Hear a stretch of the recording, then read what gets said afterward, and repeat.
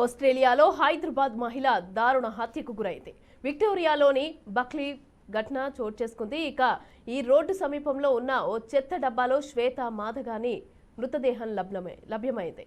అయితే మహిళ హత్య తర్వాత నిందితుడు విదేశాలకు పారిపోయినట్లుగా పోలీసులు అయితే భావిస్తున్నారు.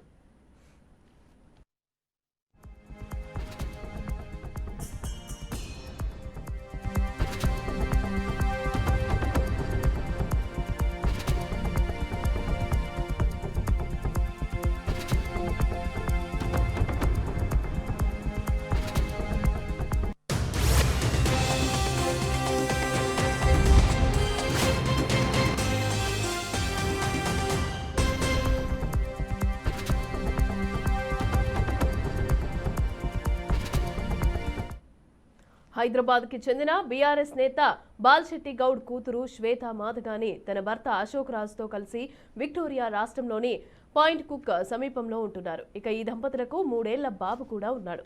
ఇటీవల భర్త అశోక్ రాజ్ కొడుకుతో విదేశాలకు వెళ్లాడు. శ్వేత నివాసానికి సుమారు 86 కిలోమీటర్ల దూరంలోని మౌంట్ పొల్లాక్లో రోడ్డు పక్కన ఓ చెత్త బుట్టలో మృతదేహాన్ని స్థానికులు గుర్తించారు.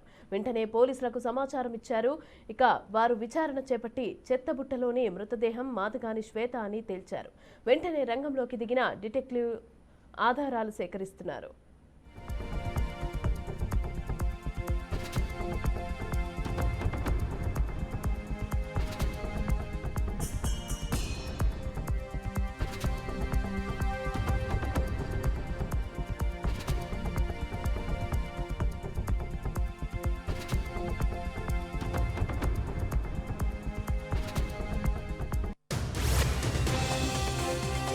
స్థానిక పోలీసులు కేసు నమోదు చేసి దర్యాప్తు చేస్తున్నారు. శ్వేత నివాసానికి వెళ్లి పలు ఆధారాలు సేకరించారు. శ్వేత చాలా మంచిదని, తమ కోసం అప్పుడప్పుడు ఆహారం వండి తీసుకొస్తారని చెప్తున్నారు.